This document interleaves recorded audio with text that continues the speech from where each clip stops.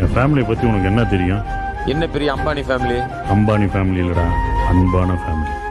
ஒவ்வொருத்தருக்கும் ஒவ்வொன்று மேல போறேன். எனக்கு என் குடும்பத்து மேலதான் போறேன்.